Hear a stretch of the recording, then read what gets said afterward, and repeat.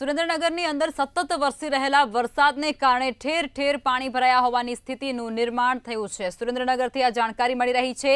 ખેતરોમાં પાણી ભરાતાની સાથે જ ઊભા પાકને નુકસાન થવાની ભીતિ। મૂડીના સડલા ગામના પાકને ભારે નુકસાન, જેમાં ખેડૂતોએ સરકાર પાસે હવે સર્વે કરવાની માંગ પણ કરી છે। કપાસ, તલ સહિતના જે પાકો છે તેને ખૂબ જ નુકસાન આ વરસાદ પહોંચાડી રહ્યો છે। અધિકારીઓ સર્વે કરવાના આવતા હોવાના આક્ષેપ પણ તેમના દ્વારા કરવામાં આવ્યા છે। ત્યારે ખેડૂતોને ઝડપથી સહાય ચૂકવવામાં આવે તેવી માંગ પણ મૂડીના જે ખેડૂતો છે તે કરી રહ્યા છે।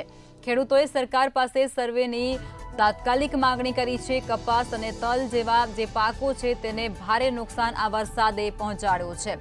અધિકારીઓ સર્વે કરવા નથી આવતા તેવા આક્ષેપો પણ આ ખેડૂતો દ્વારા કરવામાં આવી રહ્યા છે। ખેડૂતોને ઝડપથી સહાય ચૂકવવામાં આવે તેવી માંગ પણ ખેડૂતો દ્વારા ઉઠાવવામાં આવી રહી છે। સુરેન્દ્રનગરની અંદર સતત વરસી રહેલા વરસાદને કારણે ઠેર ઠેર પાણી ભરાયા હોય તેવા દ્રશ્યો સામે આવી રહ્યા છે। ખેડૂતોના ઊભા પાકને ભારે નુકસાન થયું છે।